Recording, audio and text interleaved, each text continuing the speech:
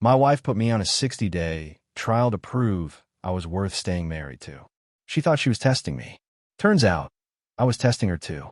When those 60 days ended, I had a one-line review ready. Position eliminated. My name is Ryan Wilson. I'm 40 years old, and I've been running Wilson's Boxing Academy here in Phoenix for the past 8 years. Before that, I spent 6 years in the Marines, which taught me discipline, respect, and how to fight for what matters. I thought marriage was worth fighting for. I was wrong about that last part. I met Nicole at a charity event back in 2018. She was working for a local marketing firm, handling their corporate clients. Beautiful woman, sharp as a tack, and she seemed genuinely interested in what I was doing with the gym.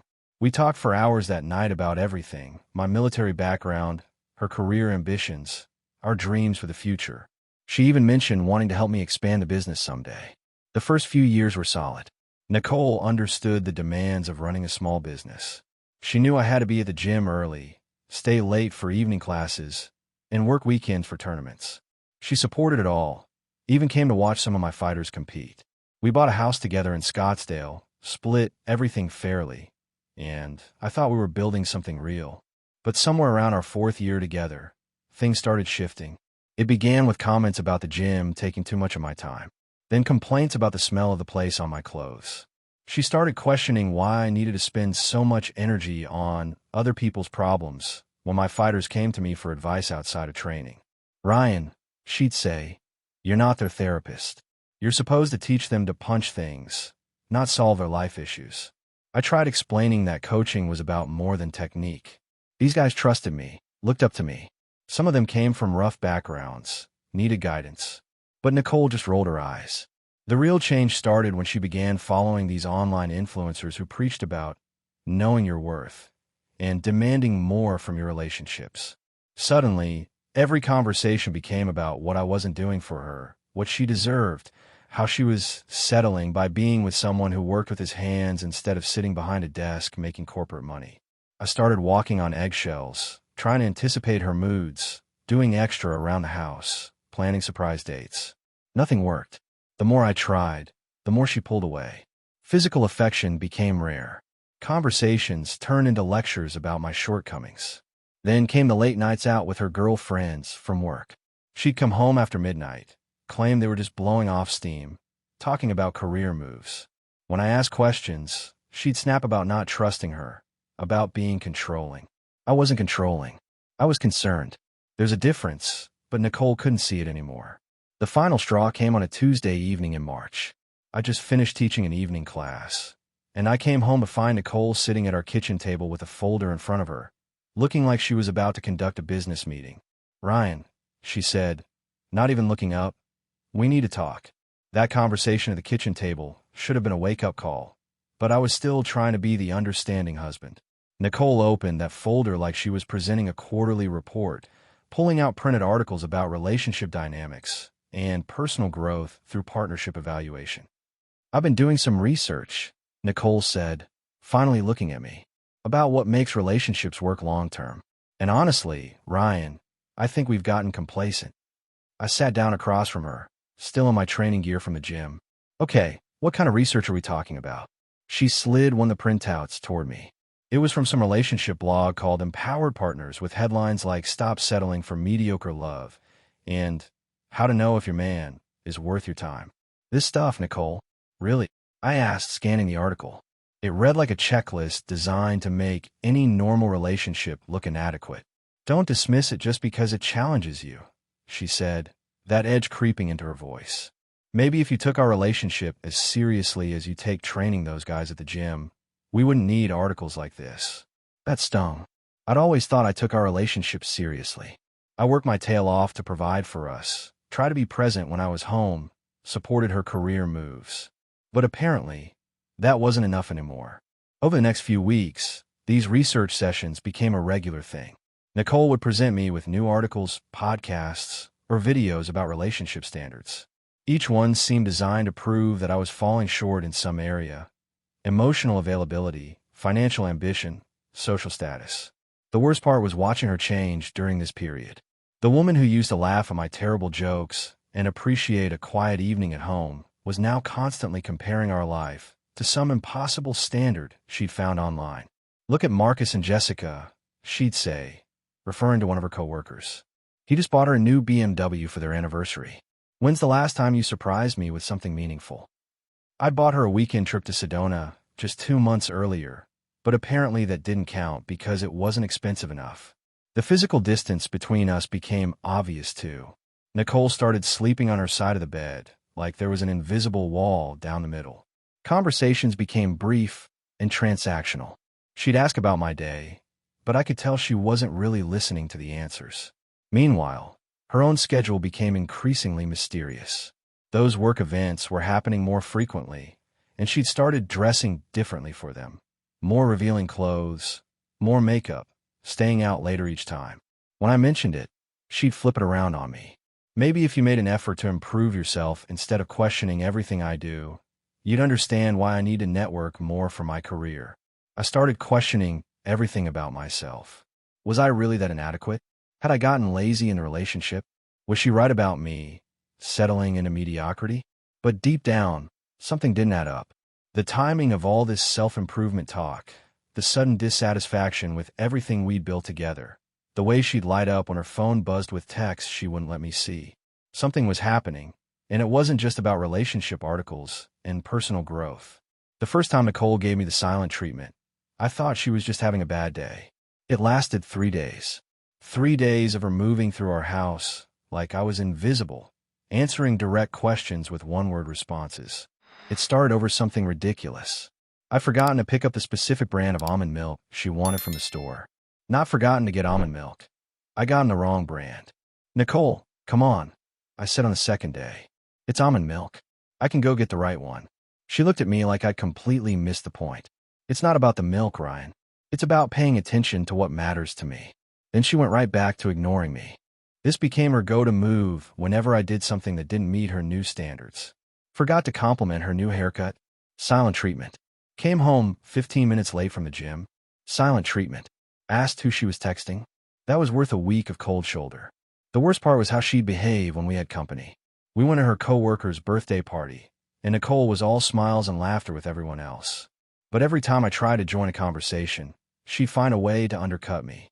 "Ryan thinks he's so funny," she said when I was telling Marcus about a new fighter I was training. Always trying to be the center of attention. Marcus looked uncomfortable. I felt my jaw tighten, but I kept my mouth shut. Later, when we got home, I tried to address it. "What was that about tonight?" I asked. "What was what about?" Nicole replied, already heading toward the bedroom. "The way you talk to me in front of your friends. That's not okay." She turned around with this look of pure disdain. "Maybe if you didn't embarrass me with your stories about the gym all the time, I wouldn't have to redirect the conversation." "Embarrass you?" "Those people have known about my work since we started dating." That was before I realized how limiting it sounds when you can't talk about anything else. I stood there watching her walk away, realizing that the woman I'd fallen in love with was disappearing piece by piece. The Nicole who used to be proud of my dedication to the fighters was gone. That night, I lay awake thinking about my father's advice before he died. "Son," he'd said, "respect is earned both ways in a marriage. Don't ever let someone treat you like you're not worth basic human decency." I was starting to understand what he meant. The breaking point came on a Friday night in April. I'd had a long day training fighters for an upcoming tournament, and I came home looking forward to a quiet evening with Nicole. Instead, I found her getting dressed to go out. "Where are you headed?" I asked, loosening my shoes by the door. "Girls' night," she said, not looking at me while she applied mascara. "Some of us are going to that new cocktail bar downtown." This was becoming a weekly thing, sometimes twice a week. Always the same group from her marketing firm, always lasting until well past midnight. "Which girls?" I asked. Nicole's hand stopped moving. In the mirror, I could see her expression harden. "Why do you need a roster? Do you want their social security numbers too?" "I'm just asking who you're hanging out with." That's normal conversation between married people. She turned around to face me directly. "You know what's not normal? Interrogating your wife every time she wants to spend time with friends. It's possessive and controlling." The word controlling had become her favorite weapon lately. Anytime I asked a reasonable question, I was being controlling. "I'm not trying to control anything," I said, keeping my voice level. I'm trying to understand why my wife has become a stranger who comes home smelling like cigarettes and bourbon at 2 in the morning. Maybe because my husband has become someone who makes me feel like I need permission to have a social life. She left that night wearing a dress I'd never seen before, short, tight, the kind of thing she used to say was too much for casual outings. When she came home at 2:30 a.m., she was definitely drunk, stumbling as she tried to quietly navigate the hallway. I pretended to be asleep, but I could hear her in the bathroom, talking quietly on her phone to someone. I couldn't make out the words, but the tone was intimate, familiar. The next morning, she was defensive before I even said anything. "Before you start," Nicole said over coffee. "Yes, I had a few drinks. Yes, I stayed out late. No, I don't need a lecture about it. I wasn't going to give you a lecture. I was going to ask if you had fun." She studied my face like she was looking for a trap. "Yeah, I had fun. It felt good to relax for once." Over the next few weeks, I started noticing things. Her phone was always face down now. She'd step away to take calls that she claimed were work-related, even on weekends. She bought new perfume, started wearing makeup, even for errands. Most telling was how she'd started picking fights over nothing, like she was looking for reasons to storm out of the house. I wasn't stupid. The signs were all there. But I wasn't ready to blow up my marriage over suspicions. Not yet. The conversation that changed everything happened on a Thursday evening in May. I just finished locking up the gym when I got a text from Nicole. "We need to talk when you get home." Important. My stomach dropped. In my experience, "we need to talk" never led anywhere good, especially when it came with the word important attached. I found Nicole sitting at our kitchen table with that same folder she brought out before, only this time it was thicker. She had papers spread out like she was conducting a board meeting. "Sit down, Ryan," she said without looking up. I pulled out the chair across from her, still wearing my gym clothes, still smelling like sweat and leather from the heavy bag work I've been doing with Tommy, one of my heavyweight fighters. "I've been doing a lot of thinking about our relationship," Nicole began, her voice steady and businesslike. "About where we are, where we're going, whether this is actually working." "Okay," I said, trying to keep my voice neutral. "I think we need to be honest about the fact that we've grown apart. We want different things. We have different values. And frankly, I'm not sure this marriage is salvageable." The words hit me like a punch to the gut, but I kept my expression steady. Years of boxing had taught me not to show when I was hurt. "But," she continued, "I'm willing to give us one final chance. A trial period where you can prove that you're capable of being the kind of husband I need." She slid a printed document across the table. 60 days, Ryan. 2 months for you to show me that you can change, that you can become someone worth staying married to. I looked down at the paper. It was titled Relationship Trial Period, Terms and Conditions. I couldn't believe what I was reading. "You're putting our marriage on a 60-day trial." I asked. "I'm giving you an opportunity to save it," she replied. "During this period, I'll be staying in the guest bedroom. We'll live like roommates while you work on yourself. At the end of 60 days, I'll decide whether to continue this marriage or file for divorce." I set the paper down and looked at her directly. "So you put me on a 60-day trial, and at the end, you give me a review to decide if my position in this marriage gets eliminated?" If you want to put it that way, yes. Something inside me shifted in that moment. I've been trying to save our relationship for months, bending over backward to meet her changing demands, walking on eggshells to avoid triggering another silent treatment or argument. But this wasn't about saving anything. This was about control. And what exactly am I supposed to do during these 60 days? I asked. Nicole pulled out another sheet of paper. I made a list. Things you need to work on if you want this marriage to succeed. I scanned the list. It included everything from develop more ambitious career goals, to learn to communicate without being defensive, to demonstrate emotional maturity in conflict situations. "This reads like a performance review for a failing employee," I said. "Maybe because that's essentially what this is," Nicole replied. "A chance for you to prove you're worth keeping around." I folded the papers and set them aside. "I need some time to think about this." "Take all the time you need," she said, standing up from the table. "But the clock starts tomorrow whether you formally agree or not. 60 days, Ryan. Make them count." As I watched her walk away, I realized something important. Nicole had just shown me exactly how little respect she had left for me, for our marriage, for everything we'd built together. She thought she was giving me an ultimatum. What she'd actually given me was clarity. The next morning, I was sitting on my back porch with a cup of coffee, still processing Nicole's 60-day trial ultimatum, when I heard someone working in the yard next door. Our neighbor Frank Martinez was out early, trimming hedges with the precision of someone who'd learned to pay attention to details. Frank and I had exchanged waves and brief conversations over the fence since he'd moved in about 6 months ago, but we'd never really talked. I knew he was retired military. Something about the way he carried himself, the discipline in how he maintained his property, the flag he flew with perfect protocol. "Morning, Ryan," Frank called over when he noticed me. "You're up early for a Saturday." "Couldn't sleep," I replied. "Mind if I ask what branch you served in?" "Army. 3 tours in Afghanistan, 1 in Iraq." "You?" "Marines. 6 years. Got out in 2017. Frank set down his hedge trimmers and walked over to the fence that separated our yards. "Semper Fi, brother. What's that you looking like someone died?" I almost laughed at his directness. "Marriage troubles. My wife just put me on what she's calling a 60-day trial period to prove I'm worth staying married to." Frank's eyebrows went up. "Come again." "You heard right. 60 days to demonstrate that I can become the kind of husband she needs, or she files for divorce. That's not marriage trouble, son. That's psychological warfare." Frank shook his head. "How long has this been building?" "About a year. Started small, complaints about my work, my priorities, my social skills. Now it's a formal evaluation process with written terms and conditions." Frank was quiet for a moment, studying my face. "You want some coffee? I think we should talk." 20 minutes later, I was sitting in Frank's kitchen, learning about his own divorce 5 years earlier. His ex-wife had pulled similar tactics: emotional manipulation, ultimatums, constantly moving the goalposts of what constituted acceptable behavior.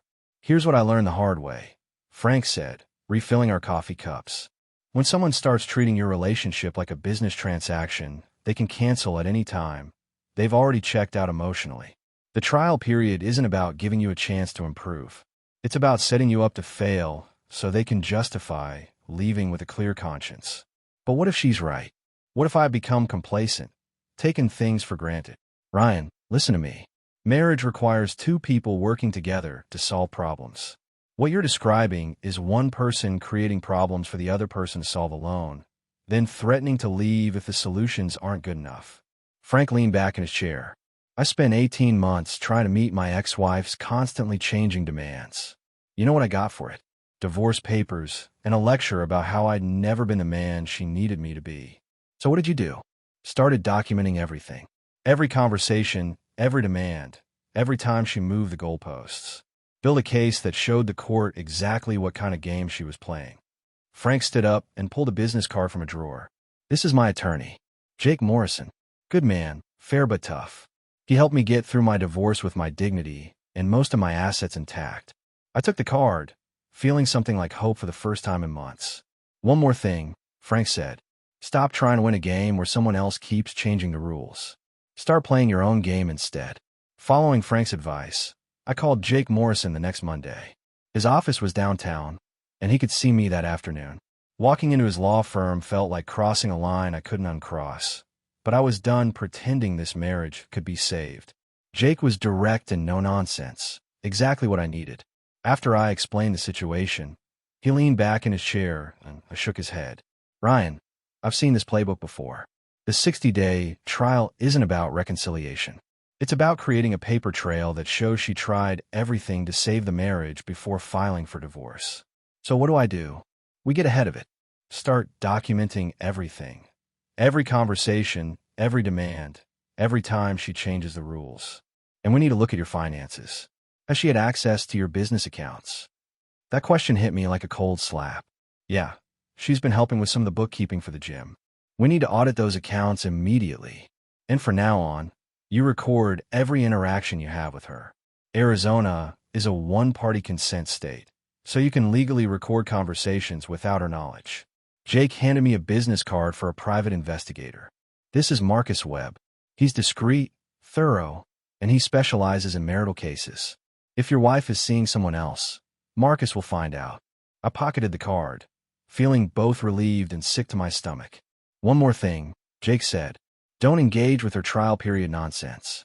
Don't try to meet her demands or prove yourself worthy. That just validates her whole premise. Be polite, be civil, but don't play her game. When I got home, Nicole was in the guest bedroom with the door closed. I could hear her talking on the phone, her voice low and intimate. I didn't try to listen in. I was done caring who she was talking to. Instead, I went to my home office and started documenting everything I could remember from the past year. Every argument, every ultimatum, every time she'd moved the goalposts of what constituted acceptable behavior. It was eye-opening to see it all written down. The pattern was clear: systematic erosion of my self-worth, followed by impossible demands for improvement, all leading up to this final trial period where failure was guaranteed. I called Marcus Webb and set up a meeting for the next day. Whatever Nicole was hiding, I was going to find out. For the first time in months, I felt like I was taking control of my life instead of just reacting to her latest demands. It felt good to have a plan, even if that plan was preparing for the end of my marriage. The scared, confused man who'd been walking on eggshells for the past year was gone. In his place was someone who understood exactly what he was dealing with and was ready to fight back. 3 weeks into Nicole's trial period, I had all the evidence I needed. Marcus Webb's investigation had confirmed what I'd suspected. Nicole was having an affair with Derek, her supervisor at the marketing firm. They'd been meeting at hotels, going on weekend trips she'd disguised as work events, and apparently planning a future together. The recordings I'd made of our conversations showed a pattern of emotional manipulation and impossible demands. Jake reviewed everything and nodded grimly. This is textbook marital sabotage.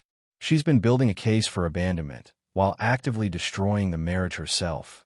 I decided it was time to end this charade on my terms. I waited until a Thursday evening when Nicole came home from another girl's night that Marcus had confirmed was actually a dinner date with Derek. She walked in around 11 p.m., slightly drunk and surprisingly cheerful. "How's the trial period going?" she asked mockingly as she kicked off her heels. "It's over," I said, standing up from the couch. "What do you mean it's over? You still have 5 weeks left to prove yourself." I walked to my desk and picked up a manila folder, similar to the one she'd used to present her ultimatum. "Nicole, I need to give you some feedback on your performance as a wife." Her confident expression faltered. "What are you talking about?"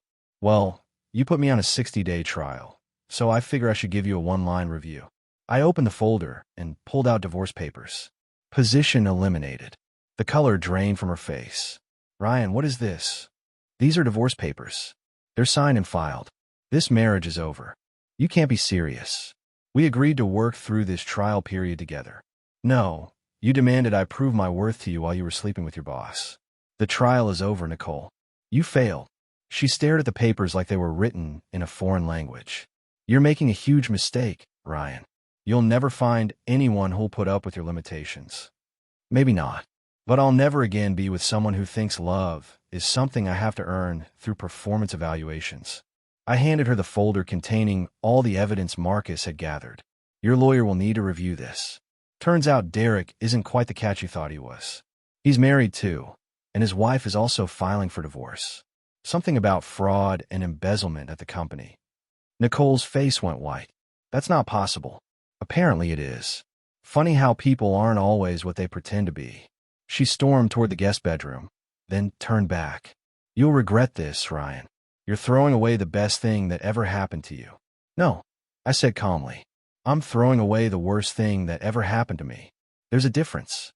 As I watched her slam the bedroom door, I felt something I hadn't experienced in over a year: peace. The constant anxiety, the walking on eggshells, the desperate attempts to meet impossible standards, all of it was over. I'd finally stopped trying to win a rigged game and started playing by my own rules instead. The next morning, I woke up to 17 missed calls from my mother. Nicole had gotten her first. "Ryan Matthew Wilson, what on earth?" Mom's voice cracked through the phone when I called her back.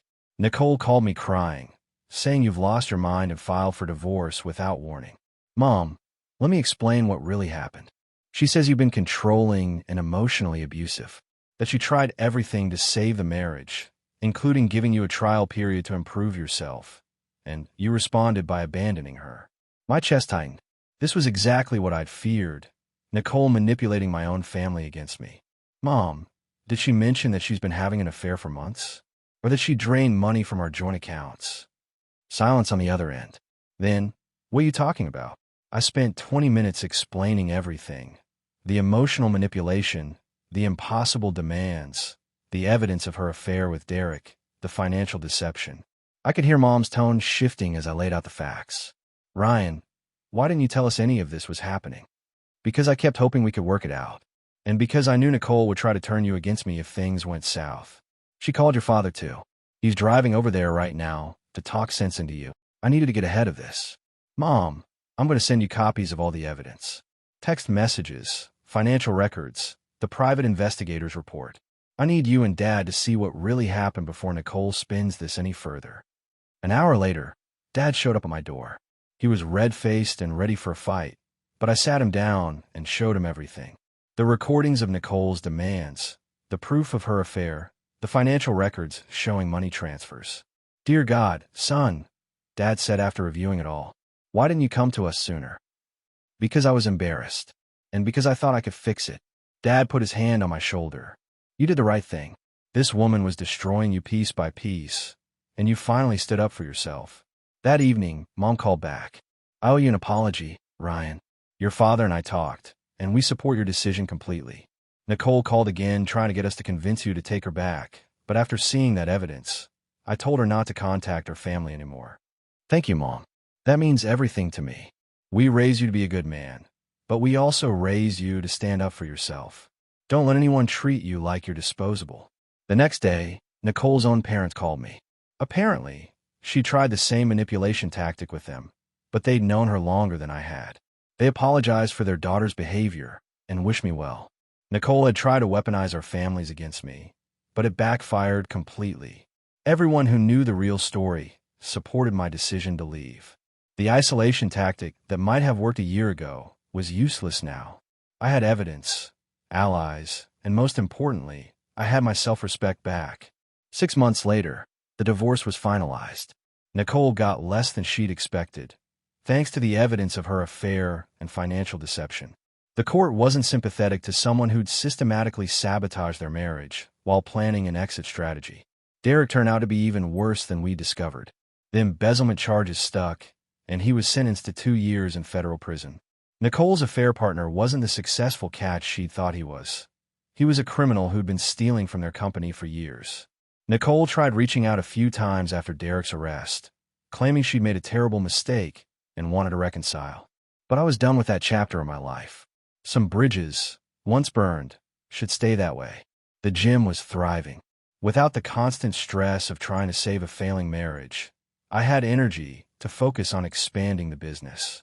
I'd hired 2 additional trainers and was looking at opening a second location across town. Frank Martinez had become a genuine friend. We worked out together, grabbed beers on weekends, and he helped me renovate my house after Nicole moved out. Having someone who'd been through a similar experience made all the difference. "You look like a different man," Frank said one Saturday while we were replacing the flooring in what used to be Nicole's guest bedroom. "Happier, more relaxed. I feel like a different man, like I got my life back." "That's because you stopped trying to be someone else's version of who you should be and started being yourself again."